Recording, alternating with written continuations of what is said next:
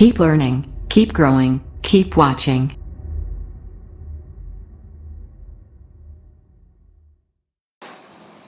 Hello everyone, welcome.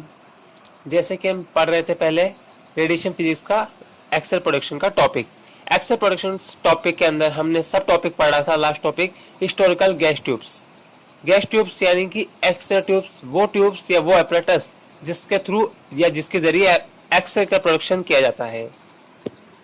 Gas tube के अंदर अब कैथोड होता है, एनोड होता है। ठीक है, कैथोड आपका बना हुआ था एल्यूमिनियम का, जिसमें एल्यूमिनियम की स्टेम होती है और उसके आगे एक एल्यूमिनियम की डिस्क लगी होती है।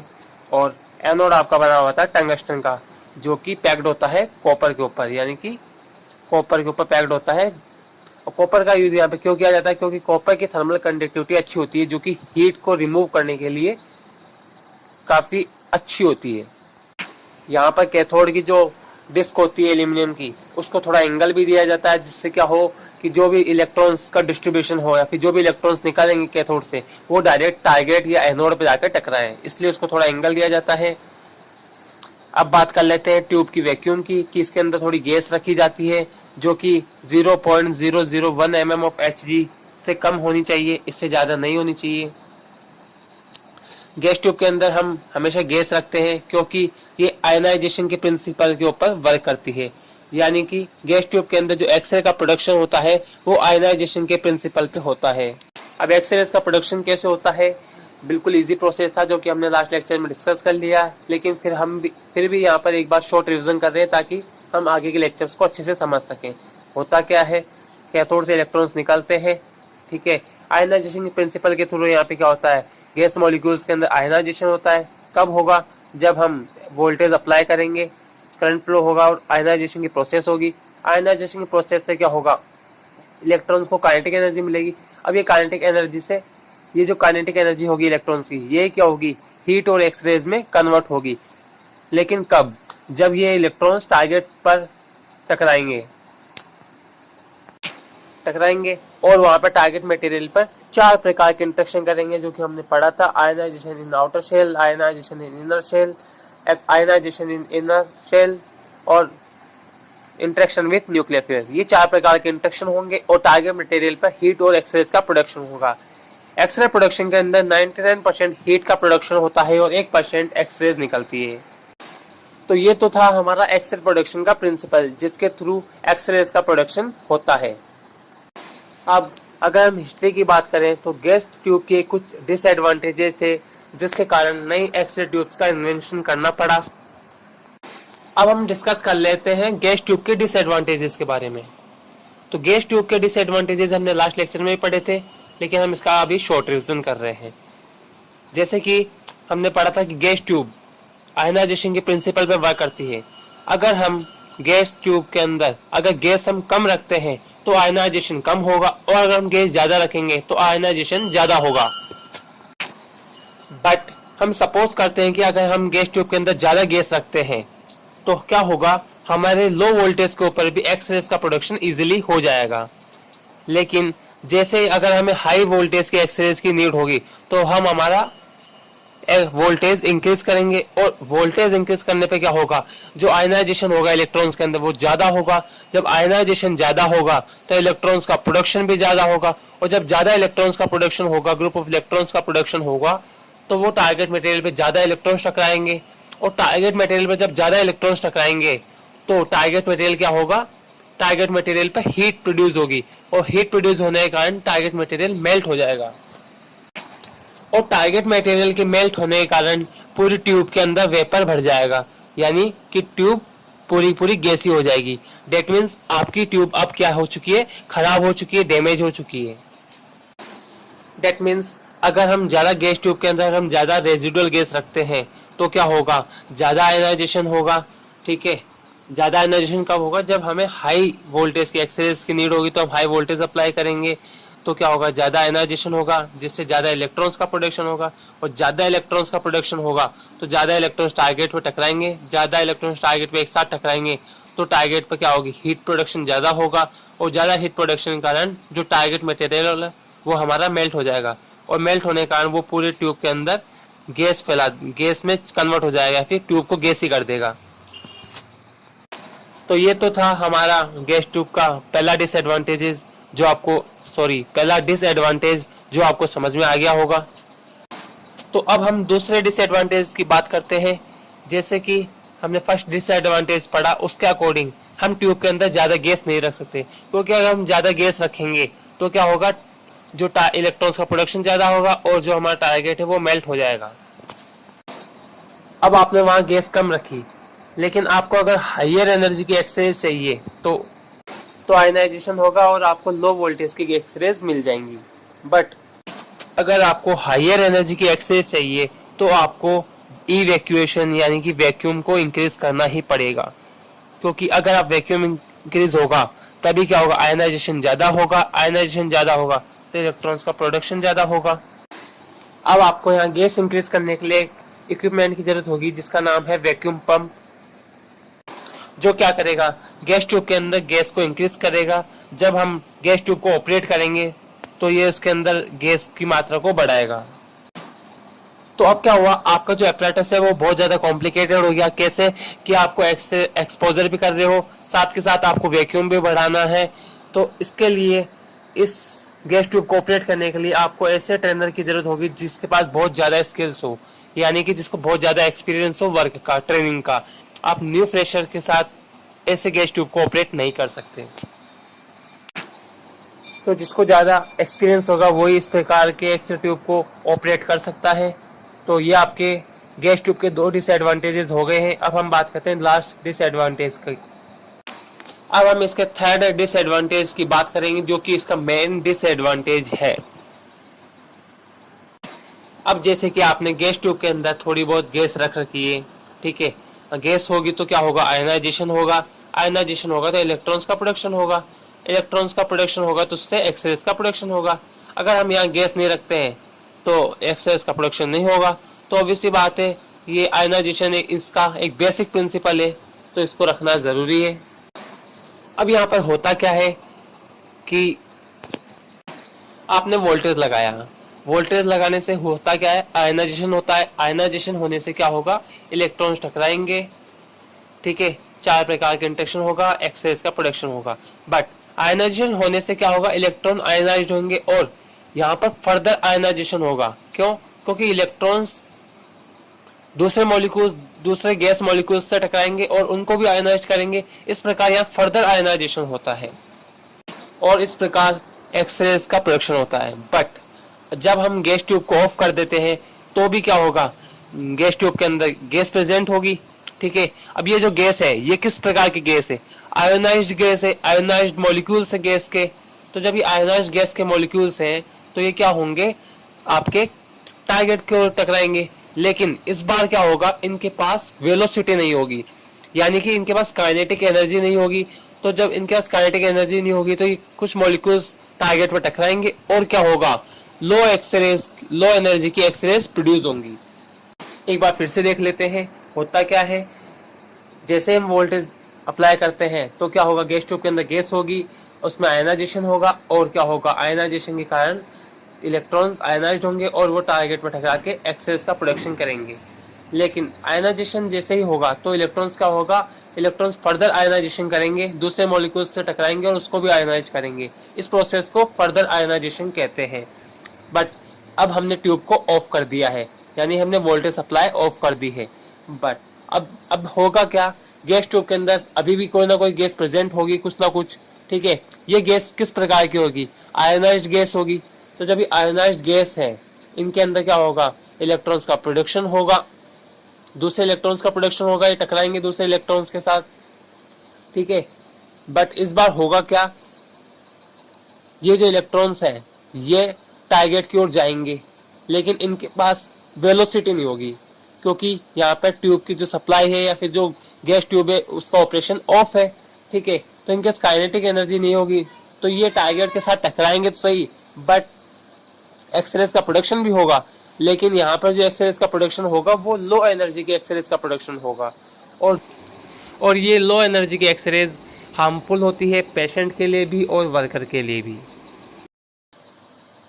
तो ये इसका एक मेन डिसएडवांटेज था कि यहाँ पर फर्दर आयनाइजेशन की प्रोसेस होती है, जिसके कारण यहाँ पर लो एनर्जी की एक्सरेज निकलती हैं जिसका यूज नहीं होता है, जिसका यूज बेनिफिशियल नहीं है, और ये लो एनर्जी की एक्सरेज हार्मफुल इफेक्ट शो करती है।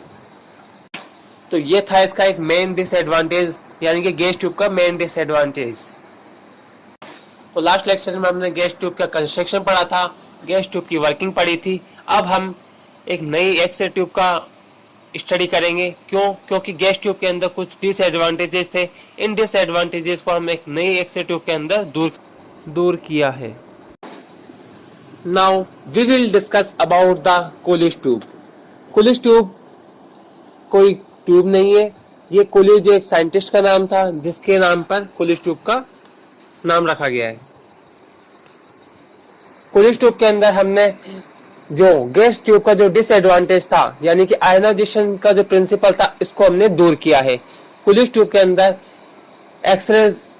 इलेक्ट्रॉन्स का जो प्रोडक्शन है वो थार्मोनिक इमिशन के प्रिंसिपल पर होता है। यानी कि थार्मोनिक इमिशन कोलिश ट्यूब का एक बेसिक प्रिंसिपल है जिसके आधार पर यहाँ पे इलेक्ट्रॉन्स का प्रोडक्शन होता है। और बट गैस ट्यूब के अंदर होता क्या था, वहां पर आयनाइजेशन के प्रिंसिपल पर एक्स इलेक्ट्रॉन्स का प्रोडक्शन होता था। कोलिश ट्यूब के प्रिंसिपल के आधार पर और भी एक्सरे ट्यूब्स डिजाइन हुई बाद में, जैसे रोटेटिंग एनोड एक्सरे ट्यूब और स्टेशनरी एनोड एक्सरे ट्यूब। ये एक्सरे ट्यूब्स भी कोलिश ट्यूब के प्रिंसिपल पर ही वर्क करती है। अब हम बात कर लेते हैं कोलिश ट्यूब के बारे में। कोलिश ट्यूब के बारे में बात करने से पहले हम एक छोटा सा शॉर्ट देख लेते हैं, short note. Fleming and Richardson showed that when metal is heated in vacuum, it emits large amount of electrons. Such emission of electrons by the supply of heat is called thermionic emission. यानी कि Richardson और Fleming नाम के दो scientist थे जिन्होंने बताया कि जब किसी मेटल को गर्म किया जाता है वैक्यूम के अंदर, तो उस मेटल से लार्ज अमाउंट में इलेक्ट्रॉन्स का एमिशन होता है। और इस प्रकार का जो इलेक्ट्रॉन्स का जो एमिशन होता है, जब किसी मेटल को हीट दी जाती है वैक्यूम के अंदर, तो उस मेटल के अंदर से इलेक्ट्रॉन्स का प्रोडक्शन होता है। और इस प्रकार का जो इलेक्ट्रॉन्स का जो एमिशन होता है, जो इलेक्ट्रॉन्स निकलते हैं, उस प्रोसेस को हम थर्मियोनिक एमिशन बोलते हैं। और जो हमारी कोलिश ट्यूब है वो हमारे थर्मियोनिक एमिशन के प्रिंसिपल पर ही वर्क करती है। थर्मियोनिक एमिशन कोलिश ट्यूब का एक बेसिक प्रिंसिपल है। अब हम कोलिश ट्यूब की जो स्ट्रक्चर है ये हम देखते हैं। इसके आधार पर हम पता लगा सकते हैं कि जो गैस ट्यूब थी और कोलिश ट्यूब है, इनके अंदर कुछ डिफरेंस है। जैसे कि इनका कैथोड और जो एनोड है वो थोड़े से अलग तरह से डिजाइन किए गए हैं as compare to gas tube. और बाकी का जो प्रोसेस होता है वो सेम होता है, बाकी की जो भी सप्लाईज होती है वो सेम होती है। होता क्या है, गैस ट्यूब के अंदर जो कैथोड होता था वो एक स्टेम के रूप में होता था और उसके आगे एक एल्यूमिनियम की डिस्क लगी होती थी। बट कोलिश ट्यूब के अंदर क्या होता है, यहाँ पे एक फिलामेंट का बना होता है कैथोड, और इसके चारों तरफ फोकसिंग कफ होता है जो कि क्या करता है, इलेक्ट्रॉन्स को फॉरवर्ड करता है, टारगेट मटेरियल की ओर फोकस करता है, ले जाता है या भेजता है। ठीक है। और यहाँ पर जो एनोड होगा यानी कि जो टारगेट होगा वो भी थोड़ा अलग तरह का होगा। जो टारगेट होगा यहाँ पर वो थोड़ा डिफरेंट टाइप का होगा जिसको हम आगे डिस्कस करेंगे। और बाकी जो इलेक्ट्रॉन्स का जो टकराने का जो प्रोसेस है, जो इंटरेक्शन का जो प्रोसेस है वो सेम रहेगा और जो एक्सरेज का प्रोडक्शन होता है वो भी सेम रहेगा। यानी कि कैथोड से इलेक्ट्रॉन्स निकलेंगे थर्मियोनिक प्रिंसिपल के आधार पर, और जब ये इलेक्ट्रॉन्स टारगेट मटेरियल पर टकराएंगे तो इनकी जो काइनेटिक एनर्जी है वो हीट और एक्सरेज में कन्वर्ट हो जाएगी। और टारगेट मटेरियल पे 4 प्रकार के इंटरेक्शन होंगे जिससे हीट और एक्सरेज निकलेंगी। यहाँ पे 99% हीट का प्रोडक्शन होता है और 1% एक्सरेज का प्रोडक्शन होता है। अब यहाँ पे स्ट्रक्चर के अंदर आपको दो नई चीजें देखने के लिए मिल रही होंगी, फिलामेंट सप्लाई और वोल्टेज सप्लाई। फिलामेंट सप्लाई क्या काम आती है, फिलामेंट सप्लाई फिलामेंट को गर्म करने के काम आती है, हीट करने के काम आती है। फिलामेंट सप्लाई फिलामेंट को हीट करती है थर्मियोनिक प्रिंसिपल के आधार पर, जिससे फिलामेंट से इलेक्ट्रॉन्स का प्रोडक्शन होता है और यहाँ से इलेक्ट्रॉन्स निकलते हैं। उसके बाद जो हाई वोल्टेज है जो कि कैथोड और एनोड के बीच में अप्लाई की गई है, हाई वोल्टेज क्या करता है, फिलामेंट से जो भी इलेक्ट्रॉन्स निकले उनको एक्सेलरेट करता है और एक्सेलरेट करके टारगेट की ओर भेजता है जिससे एक्सरेज का प्रोडक्शन हो सके। हाई वोल्टेज इलेक्ट्रॉन्स को काइनेटिक एनर्जी देता है, वेलोसिटी देता है, जिस वेलोसिटी के कारण इलेक्ट्रॉन्स कैथोड से टारगेट की ओर फोकस हो पाते हैं, फॉरवर्ड हो पाते हैं। यहाँ पर एक और चीज की बात कर लेते हैं। कुलिश ट्यूब का जो वैक्यूम होता है वो होता है 10⁻⁵ mm ऑफ Hg, यानी कि यहाँ पर जो वैक्यूम होता है वो न के बराबर होता है, बिल्कुल नहीं होता है। जबकि गैस ट्यूब के अंदर जो वैक्यूम था वो 10⁻³ mm ऑफ Hg था। क्यों? क्योंकि वहां पर आयनाइजेशन की प्रोसेस के कारण, आयनाइजेशन के प्रिंसिपल के कारण ही क्या होता था, इलेक्ट्रॉन्स का प्रोडक्शन होता था। बट कुलिश ट्यूब के अंदर आयनाइजेशन का प्रिंसिपल वर्क नहीं करता है। यहाँ पर थर्मियोनिक इमिशन के प्रिंसिपल पर क्या होता है, इलेक्ट्रॉन्स का प्रोडक्शन होता है। इसलिए यहाँ पर गैस को बिल्कुल भी नहीं रखा जाता है। अब बात करते हैं हम कुलिश ट्यूब के बारे में। A new X-ray tube was designed by Coolidge 1913 by using the principle of thermionic emission, यानी कि एक नई एक्स-रे ट्यूब का इन्वेंशन किया गया कुलिज साइंटिस्ट के थ्रू 1913 के अंदर, यहाँ पर थर्मियोनिक इमिशन के प्रिंसिपल के आधार पर। यानी कि कुलिज ने 1913 के अंदर थर्मियोनिक इमिशन के प्रिंसिपल के आधार पर एक नई एक्स-रे ट्यूब का इन्वेंशन किया। This tube is completely evacuated so that there is no production of electrons by ionization। यहाँ पर जो ट्यूब होती है वो बिल्कुल ही इवैक्यूटेड होती है, यानी कि यहाँ पर बिल्कुल भी गैस प्रेजेंट नहीं होती है, जिसके कारण यहाँ पर इलेक्ट्रॉन्स का प्रोडक्शन नहीं होता है आयनाइजेशन के कारण। A spiral of wire which act as a hot cathode is heated by means of current। The filament commonly used is of the tungsten। अब यहाँ पर होता क्या है, एक वायर का स्पाइरल यूज किया जाता है जो कि हॉट कैथोड की तरह एक्ट करता है। Is heated by means of current, और जो हीट यानी कि जो गर्म होता है करंट के through. The filament is commonly use is of the tungsten, और जो फिलामेंट हम यूज करते हैं, जो वायर स्पाइरल का जो यूज करते हैं वो होता है टंगस्टन का। टंगस्टन का ही हम क्यों लेते हैं, क्योंकि टंगस्टन की जो रेजिस्टेंस होती है वो बहुत ज्यादा होती है, जिसके कारण क्या होगा, अगर करंट सप्लाई ज्यादा भी होगी तो क्या होगा, ये जल्दी से मेल्ट नहीं होगा, ये हीट होगा। जैसे अगर करंट सप्लाई ज्यादा होगी तो ये क्या होगा, हीट होगा, और हीट होने से क्या होगा, फिलामेंट गर्म हो जाएगा। जब फिलामेंट गर्म होगा तो यहाँ पर क्या होगा, थर्मियोनिक इमिशन का प्रिंसिपल वर्क करेगा, जिसके कारण फिलामेंट से इलेक्ट्रॉन्स का एमिशन होगा, इलेक्ट्रॉन्स निकलेंगे बाहर। The target or anode is placed opposite to the cathode which is also made up of tungsten। अब यहाँ पे होता क्या है, जो टारगेट और जो कैथोड है वो क्या होंगे, गैस ट्यूब की जैसे ही सेम एक दूसरे के अपोजिट डायरेक्शन में प्रेजेंट होंगे, और इनमें कॉमन चीज क्या होगी, ये इस बार दोनों ही क्या है, टंगस्टन के ही बने हुए हैं। गैस ट्यूब के अंदर भी जो हमने टारगेट देखा था वो टंगस्टन का बना हुआ था, वैसे ही सेम यहाँ पर कुलिश ट्यूब के अंदर भी जो टारगेट है वो टंगस्टन का ही मिलता है, बना होता है। When the high voltage is applied between the cathode and anode, electrons flow from cathode to anode। जब हम हाई वोल्टेज अप्लाई करते हैं कैथोड और एनोड के बीच में, तो होता क्या है कि जो कैथोड का जो फिलामेंट है उससे इलेक्ट्रॉन्स का फ्लो होगा थर्मियोनिक इमिशन के प्रिंसिपल के आधार पर, और वो इलेक्ट्रॉन्स क्या होंगे, टारगेट तक पहुंचेंगे, और उनकी जो काइनेटिक एनर्जी होगी इलेक्ट्रॉन्स की वो हीट और एक्सरेज में कन्वर्ट हो जाएगी।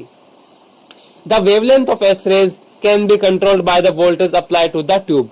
अब जो वेवलेंथ होगी एक्सरेज की वो किस पे डिपेंड करती है, वो डिपेंड करती है वोल्टेज के ऊपर, यानी कि हमने कितना वोल्टेज अप्लाई किया है ट्यूब के अंदर। अगर हम ज्यादा वोल्टेज अप्लाई करते हैं ट्यूब के अंदर तो हमें ज्यादा एनर्जी की एक्सरेज मिलेंगी, ज्यादा वेवलेंथ की एक्सरेज मिलेंगी, और अगर हम कम वोल्टेज अप्लाई करते हैं तो हमें कम वेवलेंथ की एक्सरेज मिलेंगी। बट अगर हम हाई वोल्टेज अप्लाई करते हैं तो ज्यादा वेलोसिटी के साथ क्या होंगे, टारगेट मटेरियल के साथ टकराएंगे, और ज्यादा पेनेट्रेटिंग पावर की एक्सरेज मिलेंगी, ज्यादा एनर्जी की एक्सरेज मिलेंगी, ज्यादा वेवलेंथ की एक्सरेज मिलेंगी। लेकिन अगर वोल्टेज कम लेते हैं तो क्या होगा, जो उनकी जो वेलोसिटी होगी इलेक्ट्रॉन्स की वो कम होगी, वेलोसिटी कम होगी तो उनकी जो काइनेटिक एनर्जी होगी वो भी कम होगी। काइनेटिक एनर्जी कम होने के कारण क्या होगा, हीट और एक्सरेज की जो एनर्जी होगी वो भी कम होगी, यानी कि उनकी जो पेनेट्रेटिंग पावर होगी एक्सरेज की वो कम होगी, और पेनिट्रेटिंग पावर कम होगी तो जो एक्सरेज की वेवलेंथ है वो भी कम ही होगी। तो ये तो था हमारा आज का लेक्चर कूलिश ट्यूब के ऊपर। अब हम नेक्स्ट लेक्चर के अंदर नई एक्सरे ट्यूब्स का स्टडी करेंगे जिनको हम मॉडर्न एक्सरे ट्यूब्स बोलते हैं, जिनके अंदर स्टेशनरी एनोड एक्सरे ट्यूब्स आती है और रोटेटिंग एनोड एक्सरे ट्यूब्स आती है, जिनको एट प्रेजेंट काम में लिया जाता है। Thank you everyone. Like, share and subscribe the video.